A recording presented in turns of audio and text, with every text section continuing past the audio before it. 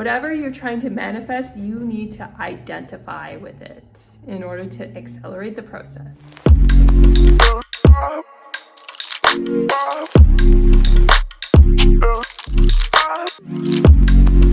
Hi, my name is Leah Chattel, and today I'm talking about why you need to identify with the goal that you're going to achieve. And what do I mean by that?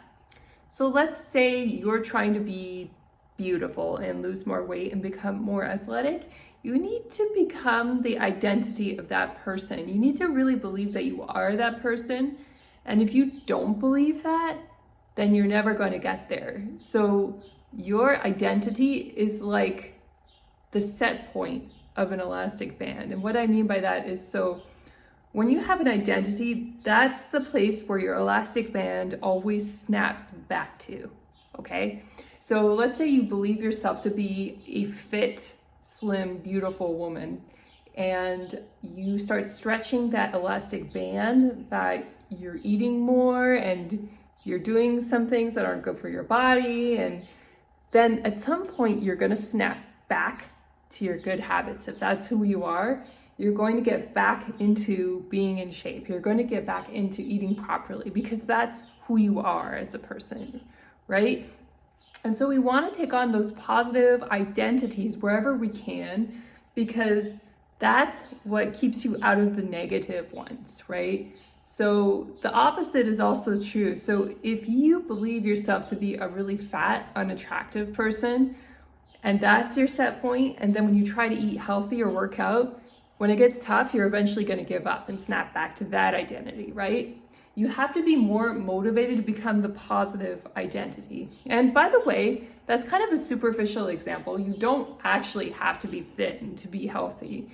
You can have a little bit of extra weight and still work out and be happy with who you are and be healthy. The important thing is that you're healthy and that you enjoy who you are and you enjoy your body. That's really the most important thing, regardless of its size. And if you're happy being at a larger weight, that's perfectly okay. Like, we will see that in the media. Sometimes there's some debate with personal trainers and other celebrities who are a bit more overweight, like who's right, like who has the right body image. And the truth is, we're all diverse as human beings. Some of us are slimmer than others. And I think the important thing is to really love your weight and love where you're at and see yourself as a healthy, attractive person. Those are the most important quality traits. And if you want to add into that being slimmer because that resonates with you and you enjoy the process of that, then that's okay. But it's not like a requirement that you have to do that, if that makes sense, right? Because a lot of us on the spectrum can be healthy and happy and attractive regardless of wherever we're at in weight. So I just wanted to make that point because it's very important. Also, when you're trying to change your identity, you want to surround yourself with people who have the same identity. For example, I've been working on long-term investing and long-term financial growth recently. So I have been interested in watching a lot of channels that advocate for that and seeing how people live who are investing for the long term, because I want to become that, and I am in the process of becoming that. I'm already investing some of my money long term. Having said that, it's something I want to keep surrounding myself with as a potential influence in order for my identity to kind of snap back to that set point of being affluent. And what's interesting about the age that we're living in is that, you know how they say we are the average of the 5 people we spend the most time with? Well, the amazing thing about YouTube is if there are certain qualities or certain identities you want to take on from other people, you can find a content creator who's already doing the thing that you're in the process of becoming, and they have a little bit more experience and they're a little bit further down the path, and you can watch their content, and that's really beneficial. And some people will say, well, I'm skeptical because they're selling a product. Like, you can buy their products if you want, but you don't have to. Just listening to them talk and listening even to their basic free stuff will put you in the vibration of moving towards that positive identity. And so it is a bit like advertising, but it's positive advertising in your own mind. So it's worthwhile to listen to those creators and see what they're doing and enjoy their content on YouTube, you know? And then your identity will snap back into this place when it really counts, when you have really important decisions to make, that you are going to be an affluent person, that you are going to be a healthy and happy person.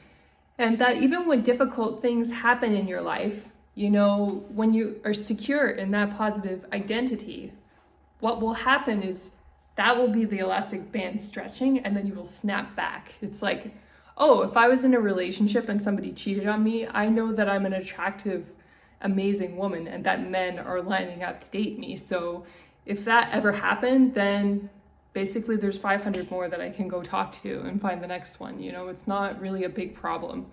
So that also gives you security. That also helps you feel more confident. If the worst was to happen, you'll be okay, you know? And so there's no need to worry about cheating. There's no need to worry about the negative shoe dropping, because if it ever drops, you just deal with it and there will be lots of other opportunities ahead. And that's the same thing with any positive identity you're taking on. It's going to give you a lot of security, because even if something goes wrong in your life and you face a winter in your life at some point, or a dark night of the soul, you know that you're going to go back to that positive place that you once were, because that's just part of who you are. You won't really feel comfortable being in a negative identity or a negative frequency. It'll feel kind of gross after a while, and you'll be like, I don't want to be sad anymore. It's just not fun, you know? Even if I did go through a negative event, and most people would grieve for a certain period after that, it's like, I just don't want to grieve or feel sad anymore, even if it's hard. So I'd just rather get on with the business of being happy and healthy. So that's why identity can be so important when you're manifesting something. And if there's something that you haven't succeeded at yet, you need to surround yourself with the people who are already killing it at that specific thing that you want to succeed in, and really get into the vibration and into their influence of how they talk and how they see the world, because that's going to help you adjust your worldview to a point where your identity is going to shift and change to be similar to theirs, right? And this can take work. It can take a lot of discipline and time to develop sometimes, especially if you have the habit of being the opposite. But another belief I want to instill in you that's very important is that the past is the past. Let's say you've been overweight all your life, and then you decide all of a sudden at age 50 that you want to be slim and attractive and athletic. And you might think, well, I'm already 50. Like, what am I going to do? Like, most of my life is over. But that's not true at all, actually. Even in your senior age, if you decide you're going to be a happy and healthy person, you can get back to the fitness level of somebody who's 20 or 30 years old. As long as you're disciplined and you're committed to putting in the work at the gym. It will be hard work, but having said that, there are people who have done it. Like, I've read about athletes who have broken records in their 70s. These things can be done when you're older, and usually whatever goal you're going for needs to be paired with health, because our goals and ambitions in life are challenging, and we need energy and we need our health in order to accomplish them, especially as we age. But the good news is all of those healthy coping mechanisms, like working out at the gym, drinking water, being outside in nature, these things really powerfully affect older people. And even if you have 50 years of past saying that I am this person and it's a negative identity, the past is the past. You can change it in this moment, and you can live a completely different life in your senior age. It's never too late. Like, these things that, like, oh, I'm too old to do this or I'm too young to do this, it's just not true. You've just got to get started wherever you're at in life and start building your future, and you can create it at any time.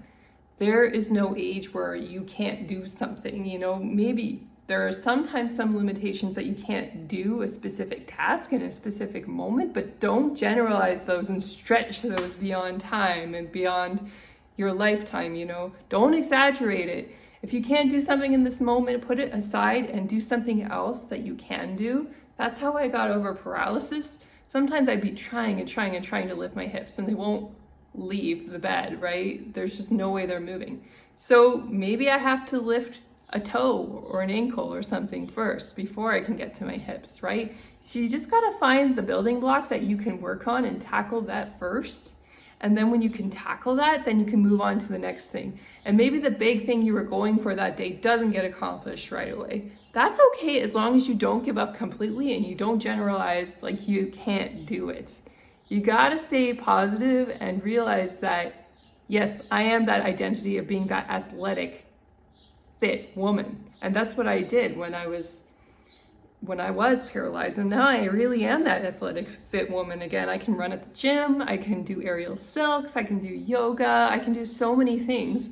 I'm fitter and healthier than the average person, and yet I came back from this really debilitating disease that takes a lot of people out. Like all the books that I read about Guillain-Barré syndrome when I was recovering from it, I realized what a miracle worker I am, because really there are a lot of people who don't come back from it, but they also aren't athletes and they don't prioritize health and fitness the same way that I do. So if you develop that identity, you can really overcome any health challenge. And coming back to being an athlete is an amazing, foundational identity that'll just help you with any other identity you want to create, whether that's abundance, or you want to become a spiritual teacher, or you want to become a professional lawyer, whatever it is. If you believe in yourself and you're healthy, that is a huge foundation that'll help you do anything else. I hope you enjoyed this video about identity and manifestation and why identity is so important. What identities have you taken on that are positive in your life? I'd be curious to see that in the comments below, to see if there are any that I can borrow or take from your example. And maybe the other people in the community would be curious to see that too. I hope you're all having an amazing week. Take care and bye now.